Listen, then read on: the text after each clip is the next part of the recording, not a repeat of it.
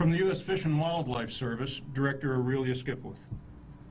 Ed Grace, Assistant Director of the Office of Law Enforcement. Keith Toomey, Acting Deputy Assistant Director. Timothy Santel, Special Agent in Charge. From the U.S. Drug Enforcement Administration, the most accomplished and fearless law enforcement officers with whom I've ever been blessed to work. Robert J. Murphy, Special Agent in Charge of the Atlanta Field Division. Chad Cook, Associate Special Agent in Charge. Christopher Deo, Assistant Special Agent in Charge. Ralph Iorio, Savannah Resident Office Agent in Charge.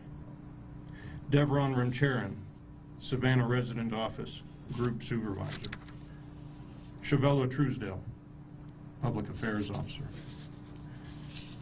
From the U.S. Marshals Service, David Lyons, United States Marshal for the Southern District.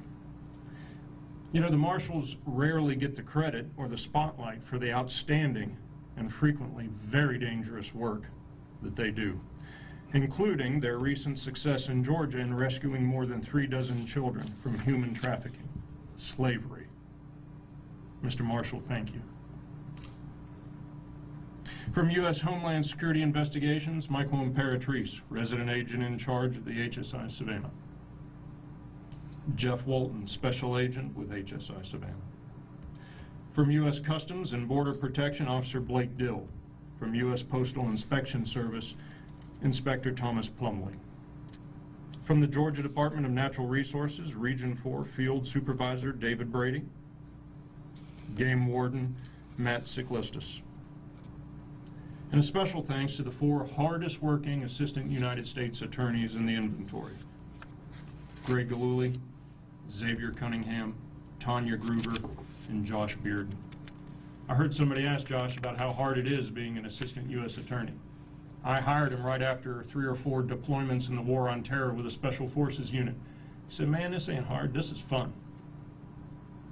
This is just a fraction of the enormous number of people from federal, state, and local agencies who have participated in Operation Apex, a far-reaching investigation into international money laundering, drug trafficking, and trade in illegal wildlife products that stretches from the United States and Canada into Mexico and Mexican criminal organizations, and into the criminal underworld of mainland China and Hong Kong, and all of the oceans in between.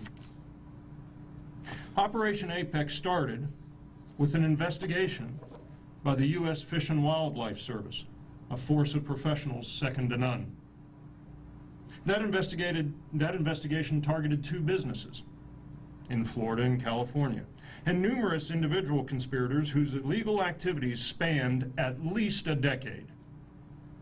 The breadth, scope, and success of this investigation was made possible by the capable, tireless, and aggressive leadership of every organization in this room, but particularly the DEA. A 37-page indictment in U.S. District Court for the Southern District of Georgia charges 12 defendants and 2 businesses with mail and wire fraud conspiracy, conspiracy to possess with intent to distribute and to distribute controlled substances, and money laundering conspiracy. These very serious charges carry a potential penalty of up to life in prison. The grand jury returned this indictment in July, and the court unsealed it a few days ago, as men and women from these agencies, here with us today, and many others, shut down the 2 businesses, arrested the 12 defendants, and conducted nearly 24 federal search warrants from coast to coast, not just in the Southern District of Georgia, but also in the Northern District of Georgia, the Northern District of Florida, the Eastern District of Michigan, the Central District of California, and the Northern District of California. During the arrest of the defendants, the searches of their homes and workplaces, agents seized nearly $4 million from multiple bank accounts, approximately $3 million in gold, silver, and other precious metals, along with $1 million in diamonds and approximately 18,000 marijuana plants from multiple grow houses, and about 35 pounds of processed marijuana, multiple firearms, and documented the harvest of more than 6 tons of shark fins. Agents also seized 18 tautawaba fish bladders, a highly prized delicacy in Asia, harvested illegally from a critically endangered species. Millions and millions of dollars in cash, millions and millions in gold, millions in diamonds, tens of thousands of illegal plants. And that was a one-day snapshot in what we believe to be a decade-long conspiracy. A one-day snapshot. We've shut down 2 businesses during the investigation. Serendipity Solutions, LLC of San Bruno, California, and Phoenix Fisheries, LLC of Southport, Florida, which basically was a shell company for Serendipity Solutions that exploited differences in state laws in an attempt to hide the source of illegally harvested shark fins. For the individual defendants, we're providing you with a list of those arrested and charged in this investigation. As is the case with such investigations, there are likely to be others implicated as we move forward. Before I turn the microphone over, there's something I'd like to put in perspective. This office recently sought indictments against dozens of people from multiple states for operating and participating in illegal cockfighting ventures. And when we announced those indictments, I made it clear that the investigations were not just about the mistreatment of animals and the seizure of hundreds of thousands of dollars in illegal gotten gains and cash. The investigations ultimately are aimed at shutting down groups of conspirators engaged in illegal activity that often goes far beyond the obvious animal cruelty into other criminal activities. Likewise, this operation is about much more than disrupting the despicable practice of hacking the fins off of sharks and leaving them to drown in the sea to create a bowl of soup. The investigation is about dismantling a major conspiracy aimed at profiting from illegally traded wildlife and illegally grown marijuana, hiding the sources of those proceeds and using it to fuel an insatiable criminal enterprise with tentacles throughout our country, deep into violent Mexican criminal organizations, and all the way into the vast Chinese underworld. Make no mistake, we've hit them where it hurts, and we have them on the ropes. I told you a few moments ago that the investigation continues. With the help of these brave and capable law enforcement partners, we're going to keep punching. A major investigation and prosecution like this could not take place without the coordination of agencies such as those represented here today. I'll step aside now for some of them to speak, and then we'll take your questions. I would remind you that because this investigation continues, we might not be able to answer all of your questions, but we'll do the best we can. First, U.S. Fish and Wildlife Service Director Skipwith.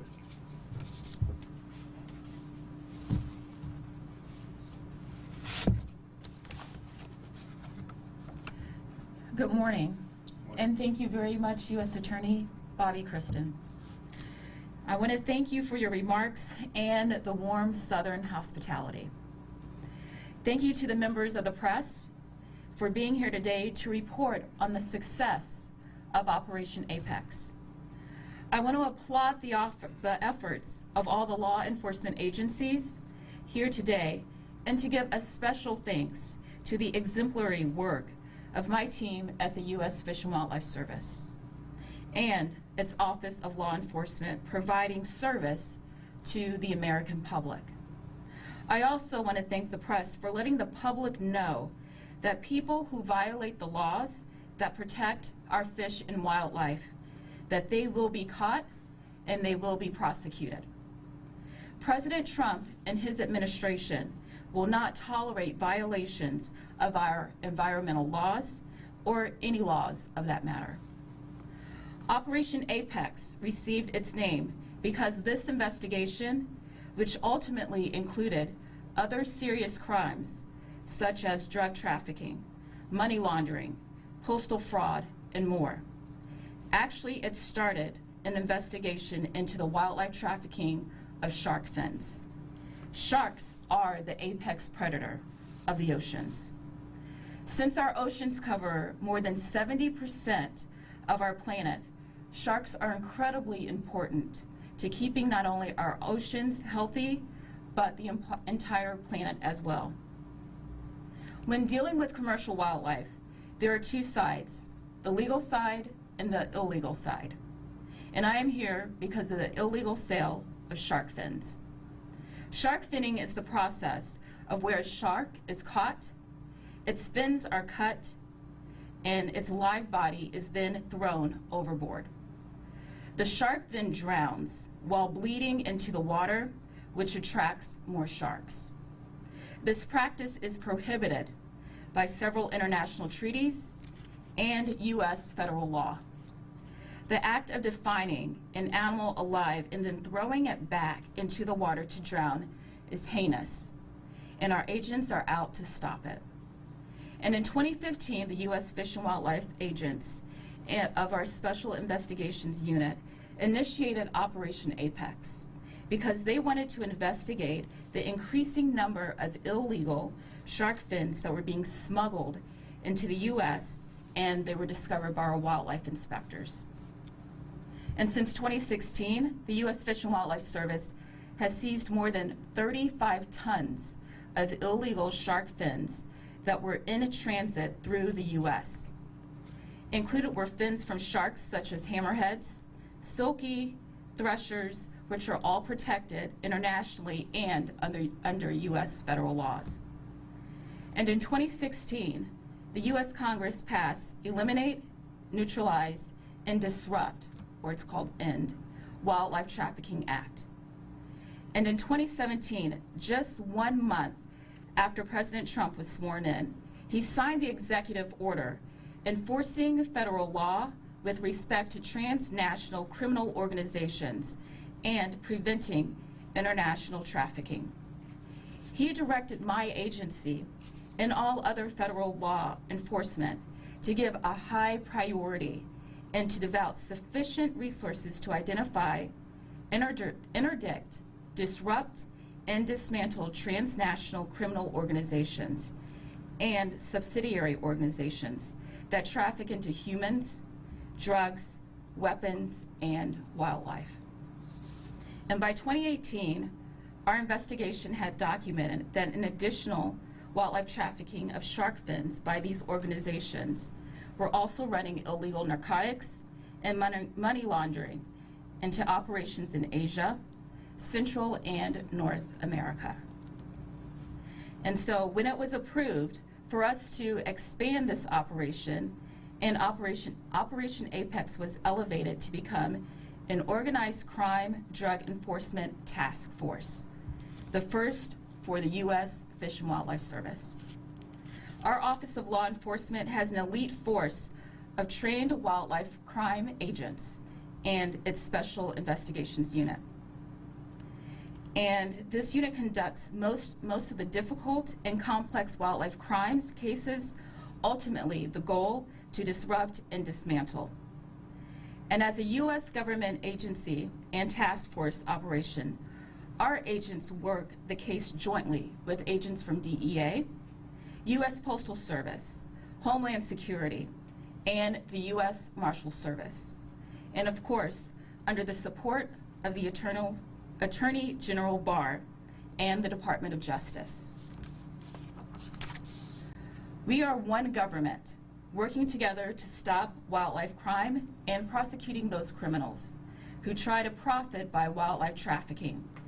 Ultimately, our work will save animals so that future generations will be able to see them in the wild where they belong. Before I close, I would also like to especially thank the staff of our Office of Law Enforcement agencies and every member of their families and the families of the law enforcement officers for their support. Over the last 5 years, the dedicated agents of our Special Investigation Unit spent almost 50% of their time away from their loved ones, while working undercover in extremely and often dangerous situations. Their work resulted in this recent takedown, where close to 100 of our special agents assisted with the execution of the search and arrest warrants. Thankfully, there were no injuries. And thank you all for this and the success of Operation Apex.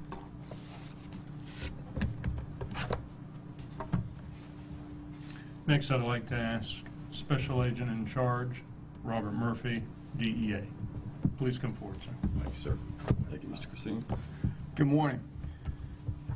As United States Attorney Bobby Christine read the indictment, I'm sitting here thinking this reads like a movie script. We have a Mexican drug cartel who initially came to our attention through U.S. Fish and Wildlife when they smuggled over 900 kilos of cocaine with frozen sharks. We have Chinese money launderers who are using the illegal wildlife trade and laundering money for the Mexican drug cartels. Gold bars, diamonds, $4 million in cash, shark 6 tons of shark fins, bladders from fish, which I didn't even know was illegal until I got involved in this investigation. One of the largest drug cartels in Mexico, Cartel Jalisco New Generation behind this. Money changing not only throughout the U.S. and in quasi-legitimate businesses, but also foreign in China and Hong Kong, which is clearly a threat to our banking system. This is an unusual case, and it shows why are you here, what's important about this. This shows the extent that drug traffickers and drug trafficking infiltrates everything, every criminal organization, whatever they can come up with, the means that they can do it, that's what they're doing. The whole goal is to get money legitimized. How do they get the money into the banking system and make it appear to be legitimate? This is a classic example of the extents that they'll go to, and it's a very unusual case. Had it explained to me a couple times when U.S. Fish and Wildlife came in there and how the drug traffic came into play, but very quickly through we were able to infiltrate the organization with undercovers, and we identified an extensive money laundering organization, extensive drug trafficking organization, which you already knew about, but the extent that they were operating in several states here, we were able to expose them. As the U.S. Attorney stated, it was over a decade, and they were under the police radar. So this shows you the importance of law enforcement cooperation. Having a strong U.S. Attorney who was willing to take a case that wasn't traditional in any means and saw the potential in it, and his line assistants under him that went forward with it. And here it is, the success. And I think what we exposed and what the results of this is a classic example of what partnerships can do in law enforcement and the DEA does and seeks out to do on a regular basis. So with that, I'll take any questions that anybody has. I guess talk to me a little bit about how the fins beget the drugs beget the fins, or how that all works together somewhere in there? I would say it's a classic example of what we refer to as trade-based money laundering. So the bottom line is you got to have a product that's legitimate, that the drug cartels are looking to use to purchase, whether they're sold at a discount or inflated discount or wrong invoice, and to jack up the price so you can actually, without having to transfer money from country to country, you can do it on the books and you do it on legitimate loads. And there's a lot of innocent victim companies have it happen to them all the time. They don't even know they're a part of it because it's the mid-level traders that are making the money off it. This is a classic example. They use this, and this is interesting because high value. I mean, one of those bladders, I was talking to a gentleman from U.S. Fish and Wildlife, $180,000 a piece for one of those bladders. I don't know what it does, but that's a lot of money for what I'm looking at. But so that's a classic example. It's a trade-based money laundering scheme. How do I get my dirty money into the U.S. banking system when I can do whatever I want with it? And that's a classic example of how it's done. What was the timeline of this investigation? I mean, when did it all start? Obviously, it's kind of starting to come to a close. I know. 2019, I think, is when we got brought to our attention from U.S. Fish and Wildlife. They came to our local office here in Savannah, laid out what they had. As Mr. Christine said, some smart people in this office got together and they said, "Yep, this is a way forward." So right then we started immediately, and we decided the best way to attack is through the money laundering, and we were able to get undercover agents involved and infiltrate this organization at a very high level. We laundered millions of dollars through this organization. We've identified over 27 bank accounts, and I think to date we're at over well over $8 million in cash or in assets seized, and at least $4 million of that in cash out of bank accounts, and we're still waiting for some more bank accounts. And was any of this found here in Savannah? There were seizures in Santa Fe. I don't know the breakdown of what was there. There was what 12 search warrants executed. Some I don't know. Yeah, across the country. And then for the U.S. Fish and Wildlife Service, when it came on our radar was in 2015. And so that's when we started our investigation, when we saw the shark fins coming and in transit through the U.S. And so when you all started your investigation, and obviously this has been a long time coming, is that when you called in for more help, essentially? So then I would say that's yes, or if Ed wanted to expand a little bit more on that. Please share your name. Hello, my name is Ed Grace. I'm the Chief of Law Enforcement for the Fish and Wildlife Service. 2015, we set up an undercover seafood business. We were specifically looking at the shark fin trade. It was set up here in Georgia. There was illegal fins that came into Georgia and left Georgia. And what I would like to add to that is the integrated approach of every single one of these law enforcement agencies, not just federal, state included. The reality is, and to the chagrin of bad actors, not only in the Southern District of Georgia, but from coast to coast, and in this case, internationally, is that we have designed our relationships to permit integration when necessary and rapidly. And so we can take a coastal Georgia event and have global impact.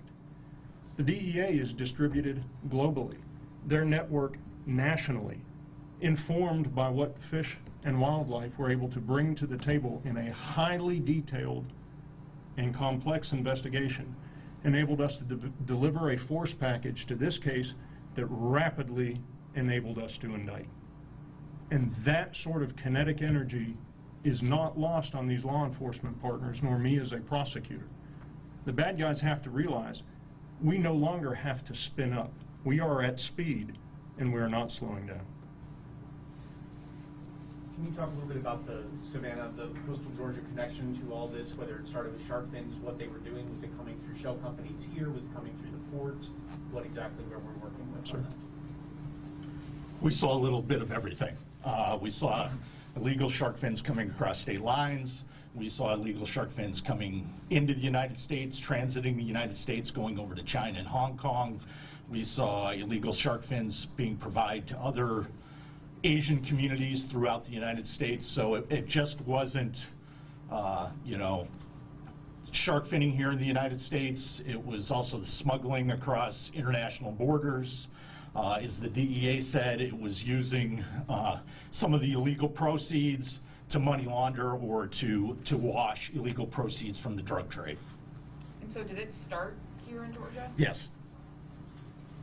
Geographically, where are the items, the illegally harvested items, taken from? Where are those waters are we talking about? Is it off our coast? Is it? It's off our coast. It's off down in the Caribbean. It's down off Nicaragua, El Salvador, the west coast of Central America, and the east coast of Central America. Working for a Florida station too, who's watching right now live online, they'd like to know the Bay County connection, Panama City, that area, what exactly role that played in it, and what you guys had to do out there as well. That I can't comment right now because it's an ongoing prosecution. I believe one of the main targets of the illegal shark fin, especially, I think it's where all the shark fins were seized from, was a gentleman in Panama City. So, yeah, he was crucial to this investigation, and he's in custody. You know, where does one sell this kind of thing? I mean, obviously the drugs played into the shark fins there that they go, so would they just get the shark fins to get the drugs moving is the idea, I guess, like you still talked about, the illegal versus legal. I mean, again, I can't stress enough the importance of understanding that it's whatever commodity the drug cartels, especially the Mexican drug cartels, can attach value to and able to generate or wash their money and get it into the banking system. So in this case, they'll exploit anything. And we've seen you name it, we've seen it all. This is the first time I've seen this, but it just shows you to the extent of how big the problem is, how much money is out there they need to get in, and what the extent criminal organizations will go to. I mean, this guy, if you think about it, was traced all the way back to local marijuana grow operations in 18,000 plants, illegal marijuana grow operations in a state where it's legal, in California. They were all seized, those people arrested, but starts there at I can guarantee those people that were growing the marijuana didn't know the people in Mexico and the cartels, and didn't know anybody of these people that were involved in the illegal shark fin operation, but they're all intertwined through common use of the same money launderers, the Chinese money launderers, and ultimately this money. And this is why it's not, this is the impact that drug trafficking has, and how inextricably intertwined it is throughout the U.S. and everywhere we see it. When you're working a case like this, how difficult is it to be, I mean, looking at that map you had up there, it's really across our entire country. So how, and I don't know how far you can really get into this, but when you're trying to connect the dots, I mean, to be able to see there that this is all intertwined, how do you get to that point? U.S. Attorney stated, well, I mean, our networks, DEA's network, we've been doing this for decades. This is what we do. I mean, most of the drugs, outside of marijuana, most of the drugs come from foreign countries. We can't grow cocaine here. It doesn't, so it's got to come from foreign countries. We're used to doing this. We're able to take a little piece of information from a house in Savannah and take that, and we can trace it all the way back to the Colombian cartels. We can tell you the signature of where it was grown, who's responsible for it, and we can follow the money all the way. That's what we do. So that's the strength of, he said, the partnerships and using. We couldn't have done it without them coming to us. I can't stress enough. They could have just looked at this from the U.S. Fish and Wildlife, from their goals and what their targets. They had enough foresight to see, hey, wait a second, let's come in here, and they brought it to us. We saw it. I made a flippant joke that, I'm trying to understand it when they showed me the sharks, but, I understood it. We know what we did, and everybody sat at the table, and we plotted out a way forward. If that first little piece of information doesn't get to us, they'd still be operating, going on another decade of illegal activity. The legal complexities of executing the lawyerly part of all this, I'm going to ask Assistant United States Attorney Greg Gillooly to step forward to let you just in a brief snapshot understand the coordination it takes to take the work product of Fish and Wildlife and DEA and every other organization with us, and then bring the synergy to then start using legal assets in other areas. These brave women and men chase the bad guys for years. We are blessed. We have only that last 100 yards to carry the ball. Greg?